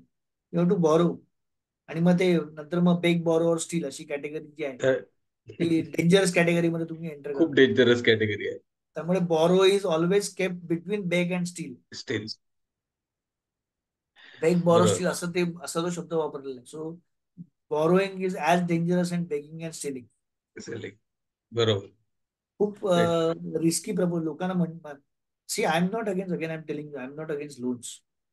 आय एम नाही. Against indiscipline loans. Exactly. I are rather anybody should be against indiscipline loans. त्यामुळे ते जोपर्यंत तुम्ही ऑब्झर्व करत नाही, मॉनिटर करत नाही तोपर्यंत. आणि मग अनालिसिसचा प्रश्न असा येतो की माझ्याकडे हे का होत आहे. माझ्याकडे ए कॅटेगरीतले कस्टमर कमी आहेत, माझ्याकडे बी कॅटेगरी मधले कस्टमर जास्त आहेत, किंवा माझ्याकडे सी कॅटेगरी मधले कस्टमर पण जास्त आहेत की जे कधी पैसे द्यायचं नावच नाही काढत. मग त्याने have to change the customer base, की बाबा नाही सी येस. कॅटेगरी मधून मला बी मध्ये जायला पाहिजे. बी लगेच सी मधून ए मध्ये जाणं डिफिकल्ट होऊ शकेल तुम्हाला. तुमची कदाचित डिलिव्हरी स्टँडर्ड इम्प्रूव्ह करायला लागतील तुम्हाला, अजून काहीतरी तुमच्या प्रॉडक्ट किंवा सर्व्हिसमध्ये इम्प्रोव्हायझेशन करायला लागेल, चेंज करायला लागेल. तुम्हाला स्वतःचे काही स्किल अपग्रेड करायला लागतील, so that you move to category A customer. तुम्ही बिल पाठवल्या पाठवून तुम्हाला पैसे मिळतील. अशा कस्टमरकडे तुम्ही जेवढ्या लवकर मूव्ह व्हाल, किंवा मग काहीतरी फिक्स्ड इन्कम म्हणजे kind of AMCs, kind of रिटेनरशिप clients और समथिंग लाईक दॅट, असे काहीतरी कस्टमर तयार करून ठेवा की जे तुम्हाला दर महिन्याला ब्रेड अँड बटरचे रेग्युलर पैसे देतात. पैसे. त्यामुळे बरेचसे इनफॅक्ट जे बिझनेस आहेत ट्रेडिंग मधले, ते बरेचसे एएमसी किंवा सर्व्हिस वरती फोकस का करतात, तर त्यांना सर्व्हिस आणि एएमसी मधून रेग्युलर पैसे मिळतात. पैसा मिळत दॅट राहतो. Is why they focus on those kind of things. So trading मध्ये मार्जिन कमी असेल पण सर्व्हिस मध्ये मार्जिन चांगलं आहे, आणि सर्व्हिस मध्ये पैसा, that is why they focus more on service. त्यामुळे तुमचा प्रॉडक्ट मिक्स काय तो पण इथे मॅटर करतो. आणि हा प्रॉडक्ट मिक्स तुम्ही जेव्हा कॅश फ्लो बनवता पुढचा, त्यावेळी तो अनलाइज करायला लागतो. आणि तो अनलाइज केल्याशिवाय जर तुम्ही कॅश फ्लो डिसिजन घेतला, तर याचा अर्थ तुम्ही ते डिसिजन ब्लाइंडली किंवा आंधळेपणाने घेते असा त्याचा अर्थ होतो. आणि हे अनालिसिस खूप महत्वाचं आहे. कारण मी मध्ये एक दोघांशी बोलत होतो आणि मला खूप चांगलं वाटलं जेव्हा त्यांनी सांगितलं ना की त्यांच्याकडे त्यांचं कस्टमरचं कॅटेगरायझेशन आहे. आणि सर मी ज्याला पैसे किंवा बिझनेस देताना मला माहिती आहे तू समोरून पैसे ज्या डेटला आहे त्याच डेटला देणार. आणि नंतर जो आहे राईट, आणि जो चुकवतो किंवा एकदम हे करतो त्याला मग त्याचे टर्म्स अँड कंडिशन्स पण तसेच आहेत. बरोबर राईट. बरोबर. So it is good to see some of the businesses following this. आणि मला दुसरी गोष्ट जी आवडली ती तुम्ही सांगितलं की कदाचित मी त्या दृष्टीने अजून विचार नव्हता केला की आपल्याकडे येतोय त्याचं एबीसी कॅटेगरी असणं बरोबर आहे कॅटेगरायझेशन. पण त्याच जोडीला आउटगो जो होतोय त्याचं सुद्धा एबीसीडी कॅटेगरायझेशन असणं खूप महत्वाचं आहे. राईट. आता हे करतोय आपण right. So you will have to manage or increase the cash flow. Right. मग आपण हा हे जर व्यवस्थित करायचं असेल तर पहिली गोष्ट मला वाटतं डेटा खूप महत्वाचा आहे. अगेन मला वाटतं कॅश फ्लो बिझनेसमॅनला प्रॉपर समजत नाही कारण ती लोक डेटाकडे फारसं लक्ष देत नाही. आणि डेटा का महत्वाचा आहे ते खूप चांगल्या प्रकारे सांगितलं तुम्ही तेजस. राईट. आता हे जर करायचं असेल आपल्याला categorisation right, this should actually lead to improve in the cash flow. Right. तर याच्या व्यतिरिक्त अजून काही आपण करू शकतो का कॅश फ्लो इम्प्रूव्ह करण्यासाठी आणि आपले जे अकाउंट्स वगैरे आहेत किंवा रिसिवेबल आहेत, जसं तुम्ही सांगितलं, कॉल करा, जो सी कॅटेगरीतला आहे त्याला डी ला सी मध्ये मूव्ह करा, सी ला बी मध्ये करा, राईट. तर तुम्ही जे सांगितलं त्याच्या व्यतिरिक्त अजून काही स्टेप्स किंवा काही इनिशिएटिव्ह किंवा ऍक्शन आपण घेऊ शकतो का, हे कॅश फ्लो इम्प्रूव्ह करण्यासाठी? येस, दोन गोष्टी सांगतो याच्यात. एक, पहिली गोष्ट जी मी again I will go back to recovery only, customer recovery. बऱ्याचदा आपण काय करतो, कस्टमर रिकव्हरीसाठी जेव्हा फॉलोअप करायला सुरुवात करतो, त्यावेळी we start from high value customers. म्हणजे ज्यांच्याकडे जास्त हा. आउटस्टँडिंग आहे त्यांना पहिल्यांदा फोन करतो. आणि I think I share this with you. Don't start that way. Start with lowest. Lowest, कारण येस. तो समजा, लेट्स लेट्स लेट्स प्रिझ्युम की तुमचे 1 लाख वाले 10 कस्टमर आहेत. एक म्हणजे 50,000 ते 1 लाख मधले से 10,000 ते 50,000 मधले काही 25 100 कस्टमर आहेत. आणि 500 रुपये ते 10,000 रुपयामध्ये 1,000 कस्टमर आहेत किंवा 500 कस्टमर आहेत. तर तुम्ही 1 लाख वाल्यांना 10-20 कस्टमरना फोन करणार आणि मग तुम्ही डिप्रेशन जाणार, हा पैसे देत नाही, पैसे देत नाही. त्यापेक्षा जो 500 रुपये आउटस्टँडिंग आहे, 200 रुपये आउटस्टँडिंग आहे, 1,000 रुपये आउटस्टँडिंग आहे, अशा 1,000 लोकांना किंवा 500 लोकांना तुम्ही फोन केलेत, तर पॉसिबिलिटी आहे की तुमचे पैसे जास्त रिकवर होतील, फास्ट रिकवर होतील. सो तुमचा जो कॅश फ्लोचा प्रॉब्लेम आहे, पैसे एका वेळेस भरपूर नाही येणार, पण ऍटलिस्ट तुमचा थोडा प्रॉब्लेम, ज्याला आपण म्हणजे रोलिंग कसं किंवा म्हणतो डे टू डे त्याला, ऑपरेशन्स. माझी गाडी आता बंद पडली आहे तर पेट्रोल पंपापर्यंत जाण्यासाठी माझ्याकडे पेट्रोल पाहिजे. तर बाबा तेवढं घेऊन मी ऍटलिस्ट पुढे 100 किलोमीटर पुढे जाईन, एवढं मला पेट्रोल दे. मग पुढे मी पेट्रोल भरलं की माझी गाडी सुसाट पडेल. पण आज मला डिसिजन घेताना जो स्ट्रेस आहे तो घेण्यापेक्षा रिकव्हरीला उलटा फोकस करा. बऱ्याचदा आपण रिकव्हरीला म्हणतो की मला वरून फोकस करायचं आहे. You should not do that, you should never do that. Start recovering from lowest customer. सगळ्यात छोटं बिलिंग जे आहे, सगळ्यात लहान बिलिंग जे रिकव्हरी फॉलो करा, सुरू करा. म्हणजे 500 रुपीज टू 10,000 रुपीज कॅटेगरी मधले जे कस्टमर आहेत, त्यांना फोन केलात की तुम्ही, अरे मला 500 रुपयासाठी माणूस फोन करतो ना, ही कदाचित त्यांच्यासाठी थोडी सेल्फ एस्टीम हिट करणारी गोष्ट असू शकते. आणि तो त्याच्याकडून तुम्हाला पैसे देऊन टाकेल. म्हणजे 500 रुपयासाठी फॉलोअप येतो, काय चाललंय, मग तो त्यांच्या अकाउंट डिपार्टमेंटला 500 रुपये बाकी ठेवल्याचे, देऊन टाका. असं 50 लोकांनी किंवा 100 लोकांनी तुम्हाला 500-500 रुपये दिले तरी तुमच्या अकाउंटला 50 रुपये आले. जस्ट इमॅजिन करा, I am just giving you a simple yes, example. Yes, yes, I हजार टोटली अग्री. लोकांनी 100 लोक, तर तुम्हाला 1 लाख रुपये आले. तेच तुम्ही त्या एका कस्टमरला बाबा करणार, फोन करणार 10 वेळा, मग तो तुमच्यावर उपकार केला की 25,000 रुपये ट्रान्सफर करणार. Of course I am not saying की ते घेऊ नका किंवा त्याला फोन नका करू, त्याला करा. तुमच्यासाठी तो प्रीमियम आणि मोठा कस्टमर आहे. पण जेव्हा अकाउंट डिपार्टमेंट किंवा तुमचं रिकव्हरी डिपार्टमेंट फॉलोअप करते, त्यावेळी त्यांना म्हणावं आधी पहिल्यांदा एबीसी कॅटेगरीमध्ये. आता पुन्हा एबीसी म्हणजे व्हॅल्यू वाईज एबीसी, नॉट, मगाशी आपण एबीसी बघितली ती वेगळी होती. ती व्हॅल्यू वाईज, की हाय व्हॅल्यू, मिडियम व्हॅल्यू आणि लो व्हॅल्यू. त्याच्यामध्ये सी कॅटेगरीमध्ये जर तुम्ही फोन करायला सुरुवात केली, तर तुमची रिकव्हरी कम्पॅरेटिव्हली फास्ट होऊ शकते. कारण छोट्या कस्टमरकडे बरेचदा तसे पैसे असतात, त्यांना द्यायची पण इच्छा असते, फक्त आपल्याकडून फॉलोअप गेलेलं कॉल नसतं, केलेलं, फॉलोअप झालेलं. त्यांच्यासाठी ते विसरून गेलेले असतात पैसे. आणि हे एकदा रिअल लाईफ आम्ही केलेलं आहे. माझ्या एका मित्राकडे 8-10 वर्षापूर्वी रिअल लाईफ मध्ये हे करून झालेला आहे प्रयोग. आणि दुसरी महत्वाची गोष्ट म्हणजे, अगदी काय म्हणतात त्याला, प्रायमरी जी गोष्ट आहे, तू प्रश्न काय विचारला होतास, डिसिप्लिन्स. हम्म. कॅश फ्लो वाढवायचा, इम्प्रोव्हाइज कसा करायचा. Wien ever the money comes, जेव्हा तुमच्याकडे पैसे येतात, त्यावेळेस त्याला एक हॅबिट लावा की त्यातला जो जीएसटी कंपोनंट आहे तो तुम्ही वेगळा काढून ठेवा. So that next month there is no pressure on paying GST. आणि त्याच्याशिवाय तुमच्याकडे जे प्रॉफिट असेल, त्यातले किमान 2%, 5% किंवा एक्स अमाऊंट, एनी अमाऊंट, ती साईडला काढायला सुरुवात करा. You can have multiple account for your bank. तुम्हाला भरपूर अकाउंट करता येतं, किंवा मग लिक्विड फंड अकाउंट क्रिएट करा. तुम्हाला जर हल्ली काही बँका ओव्हरड्राफ्ट फॅसिलिटी घेतली असेल तर मल्टिपल बँक अकाउंट ऑपरेट करायला अलाव नाही करत.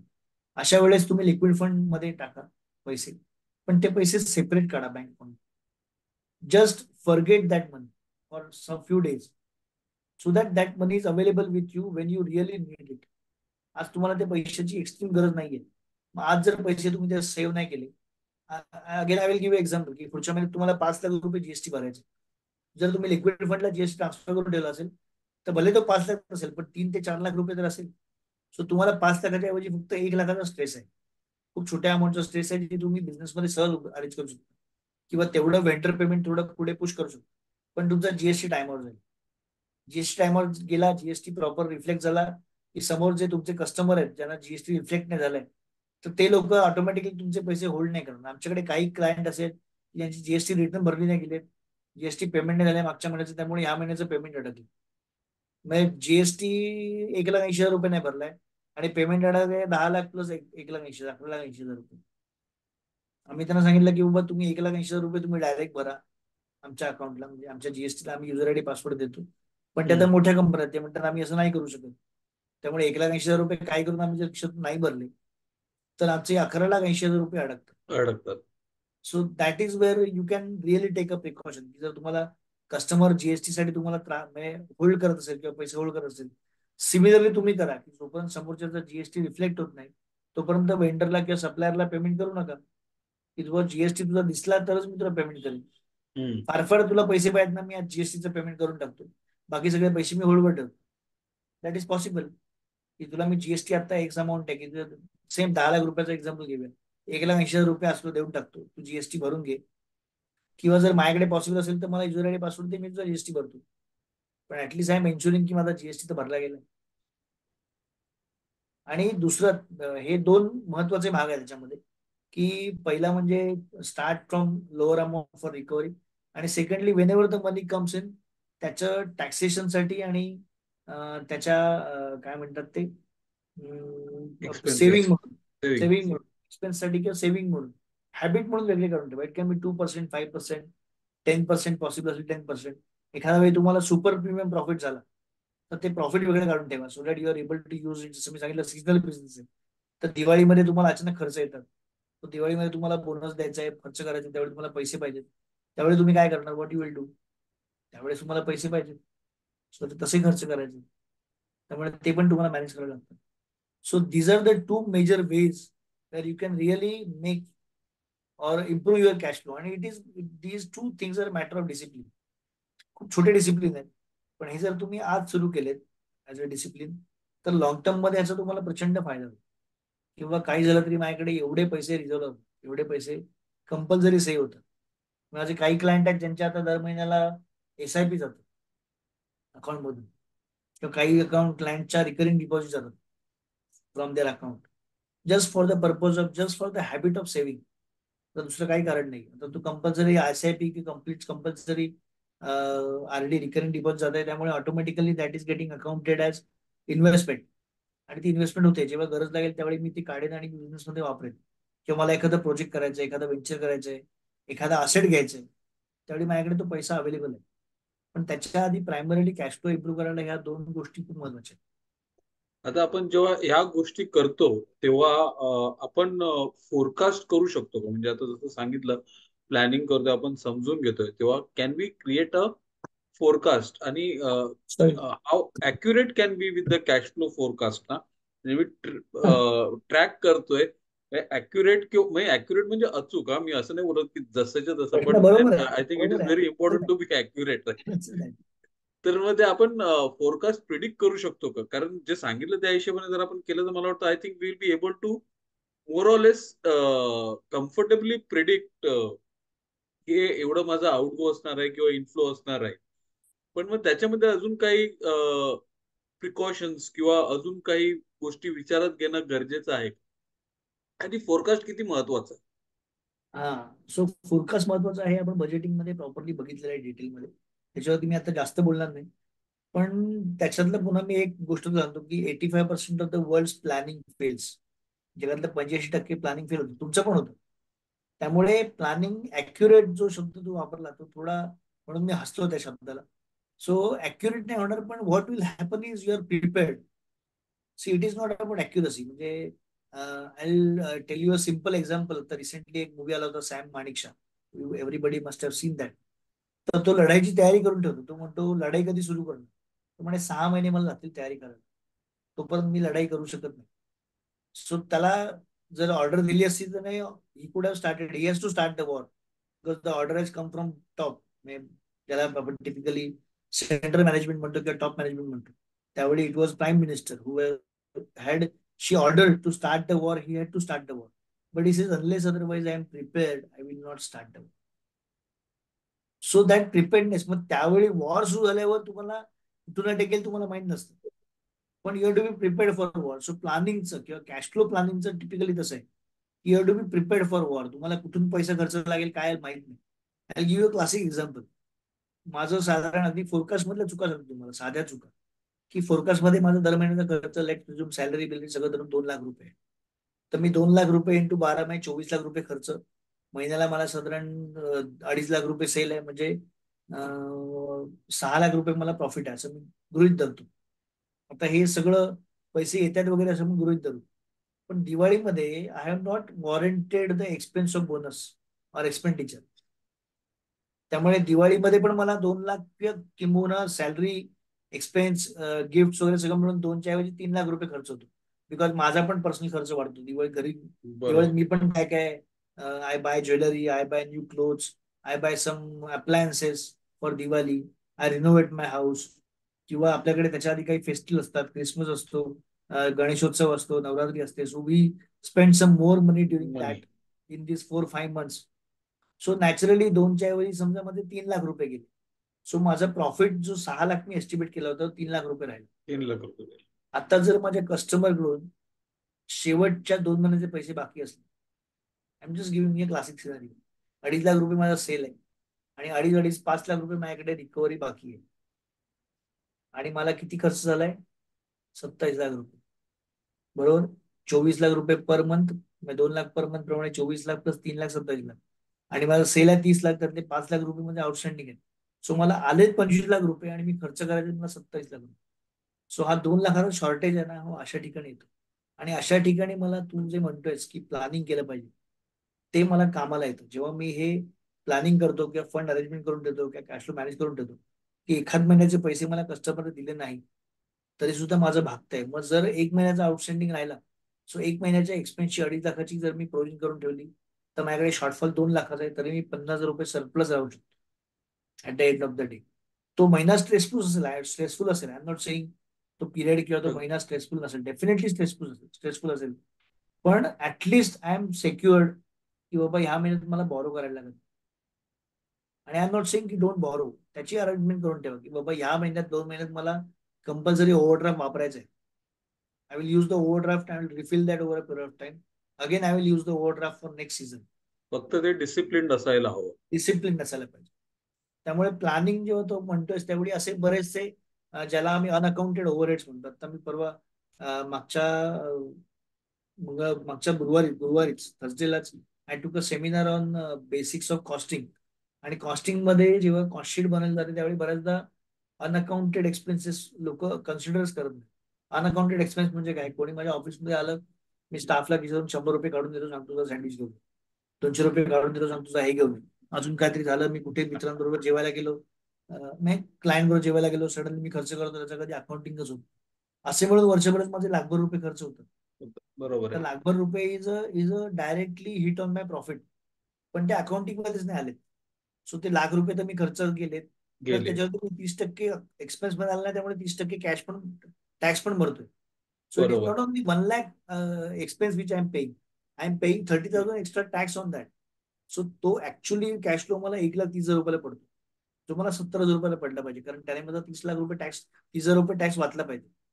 So technically that cash flow should be 70,000, but it for me it is 1,30,000 because 30,000 cash मला खिशातून भरायचे at the end of the day. Now this is something which we my need to result understand. of indiscipline. आणि मागच्या आता मला जवळपास Covid नंतर आजपर्यंत, आता कोविडच्या आधी मी सुरू केलं होतं, पण कोविडच्या साधारण एक 6 महिने आधीपासून आजपर्यंत मी ऑफिसमध्ये एकही पैसा कॅश नाही दिले. I always transfer it by UPI only to 2 people. माझ्या ऑफिसमध्ये 2 मॅनेजर आहेत, सिनियर मॅनेजर. त्यांच्यापैकी एकाला मी पेटी कॅश म्हणून, आणि त्याला नॅरेशन लिहिता येतं, तुमच्या युपीआय जे ट्रान्झॅक्शन करतात त्याला हो. नॅरेशन लिहिता येतं. बरोबर. त्याला ऑफिस पेटी कॅश असं मी लिहून पाठवतो. सो मला माहिती आहे की मी किती पैसे ट्रान्सफर केले. जेव्हा माझ्या अकाउंटची समरी बनते त्यावेळी मला कळतं या महिन्यात बापरे एवढा. मला माहितीच आहे जुलैमध्ये, सप्टेंबरमध्ये, नोव्हेंबर डिसेंबरमध्ये जेव्हा आमची ऑडिट चालतात, जेव्हा आम्ही लेट सेटिंग करतो, त्यावेळी माझा पेटी कॅशचा खर्च बऱ्यापैकी जास्त होतो. पण ते ह्या महिन्यात सगळेजण 7 वाजता निघून गेले. So I am not spending anything on पेटी कॅश. मग रुटीन मध्ये जे काय लागतं, चहा पाणी वगैरे नॉर्मल असेल ते, त्याच्याशिवाय माझा पेटी कॅश खर्च होत नाही. पण आता माझ्याकडे 100% अकाउंटेड पेटी cash. But the importance is you are have accounted for and you are prepared for it.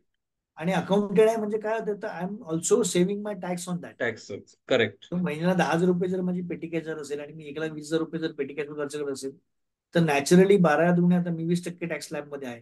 तर 12 दुणे 24,000 रुपये माझं टॅक्स पण वाचतोय automatically on that. So that thing that is something which matters for me.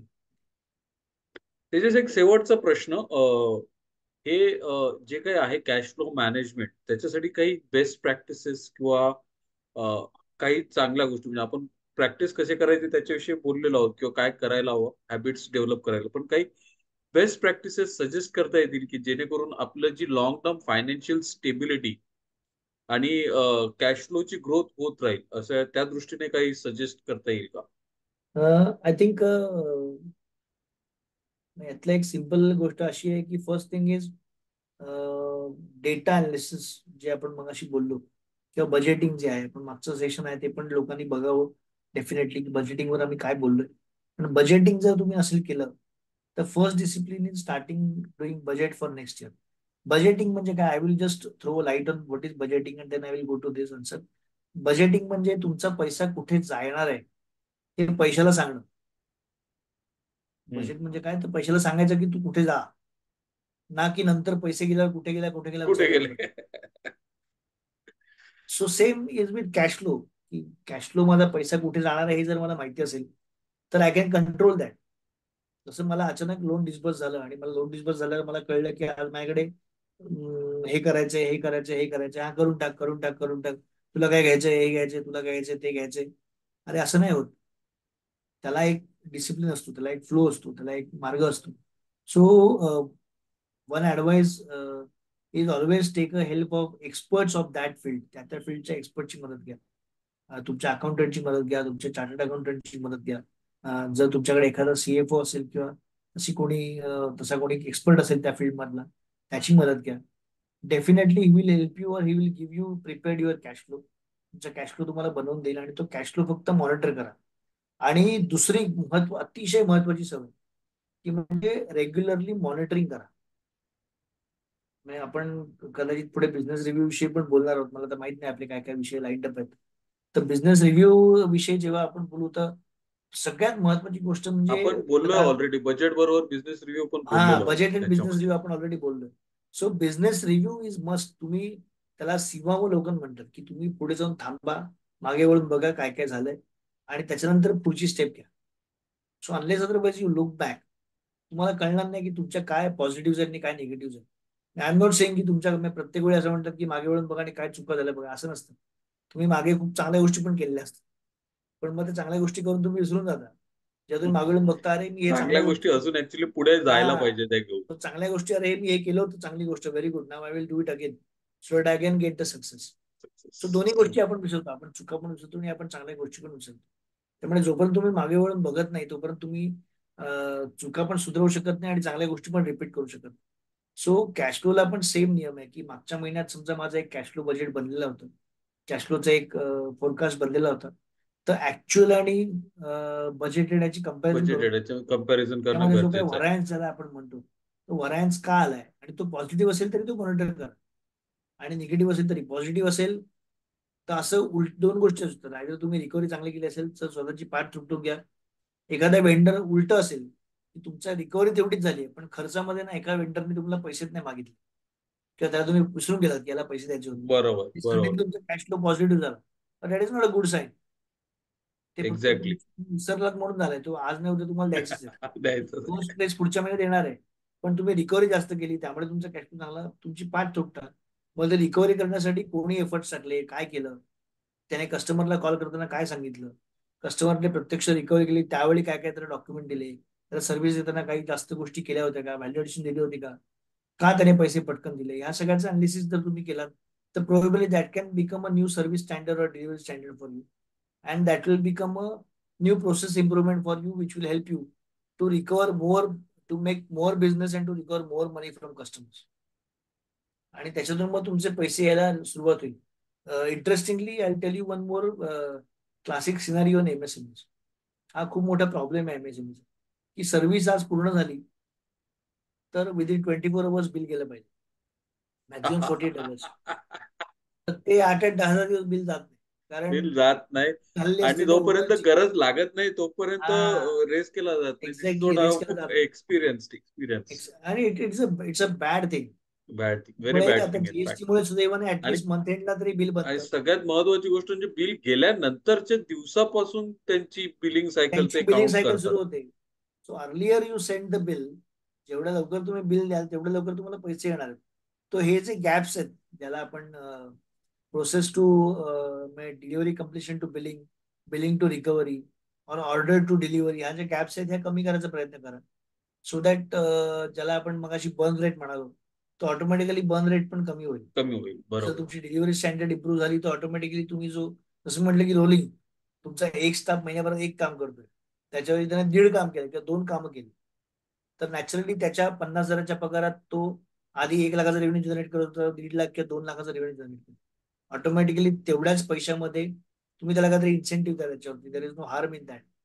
थोडी cost वाढवा तुमची, पण at least तुमचा बिझनेस 1 लाखावरून 2 लाखावरती जाईल, तेवढी तुमची रिकव्हरी वाढेल, तुमची तेवढा सेल येस. वाढेल.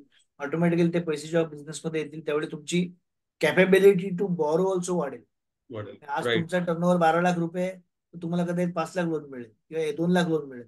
पण तोच टर्नओव्हर तुम्ही प्रॉपर रोलिंग करून डबल केला, 24 लाख केला, तर कदाचित तुमची लोनची कॅपॅसिटी 4 लाख 5 लाख रुपये होऊ शकते. 20% of your turnover. I am just correct. Giving approximate figure, I am not saying hard and fast rule fast about. Rule आहे. रूल नाही, पण एक टुकताळा म्हणून गणितासाठी, मॅथमॅटिक्ससाठी वी कॅन प्रिझ्युम दॅट की 12 लाख रुपये टर्न तुम्हाला 2.5 लाख रुपये लोन मिळेल. 25 लाख रुपये, 24 लाख रुपये टर्न केलं तुम्हाला 5 लाख रुपये लोन मिळू शकतो. So this is possible Wien you really follow this kind of basic discipline.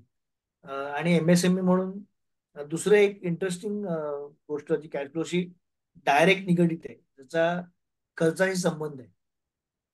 आणि कदाचित तू त्याच्यावर असं चांगलं बोलू शकशील की बरेचसे एमएसएमईज ना मार्केटिंग नाही करत. There is no budget for marketing, there is no. True, true, so true. So आता हा कॅश फ्लोचा विषय नाहीये, पण जेव्हा आपण बिझनेस एक्सपान्शन म्हणतो किंवा नवीन कस्टमर ऍड करणं म्हणतो किंवा रिकव्हरी म्हणतो, जर तुमचे ते एबीसी कॅटेगरीमध्ये कस्टमर आहेत, तर त्याच्यातून तुम्हाला बाहेर पडायचं तर you have to reach out to new customers. Reaching out to new customers you have to spend money on marketing. तुम्हाला परफेक्ट, मार्केटिंगवर परफेक्ट. पैसा खर्च केला पाहिजे, त्याच्यासाठी बजेट केलं पाहिजे. तर या कॅश फ्लो मधून थोडं एक एक एक अमाऊंट, 2% 3% बाहेर काढा तुमच्या रेग्युलर कॅश फ्लो मधून, रेग्युलर प्रॉफिट मधून, आणि start spending on marketing. Lots of avenues available. You can go to networking platforms, you can go to digital marketing, you can go to Insta, Facebook, WhatsApp, or whatever. There are lots of social media platforms. Mouth to mouth publicity असेल, pamphlet असेल, अजून काही तुम्हाला इतर मार्ग सुचत असतील, काही प्रोफेशनल प्लॅटफॉर्म्स आहेत लिंक्डइन सारखे, तिथे तुम्ही तुमच्या प्रोडक्टचं मार्केटिंग किंवा सर्व्हिसचं मार्केटिंग करू शकता. अशा बऱ्याच गोष्टी आहेत, पण start spending money on that. Unless otherwise you spend money, you will not be able to generate better revenue. If you don't generate better revenue, you will not generate better cash flow. आणि जर तुम्ही better cash flow आज generate करायला सुरुवात नाही केली, तर आज ना उद्या जाऊन तुम्ही एका त्या स्टॅटिस्टिक्सचा भाग होणार. विशेष सर्कलमध्ये अडकणार. आणि मग तुम्ही पुन्हा त्या ज्याला रॅट रेस म्हणतात, त्या रॅट रेस मध्ये पळत राहणार, ज्याला रॉबर्ट कियोसाकी रॅट रेस म्हणतो, त्या ट्रू. रॅट रेस मध्ये तुम्ही पळत राहणार. You will not come out of it. Exactly. Okay, thank you Tejas. तुम्ही आज वेळ दिलात आणि कॅश फ्लो विषयी बोललात. तर पुन्हा भेटू आपण एका नवीन विषयासह लवकरच. I hopefully will try to keep the time gap little less. Yes, आता आपला थोडा येस. टाइम गॅप झालाय, पण we will start keeping that. Thanks, definitely thanks a will lot try to Tejas. Reduce the time gap. See you next time. Yes. Yeah. Bye. Okay, bye bye.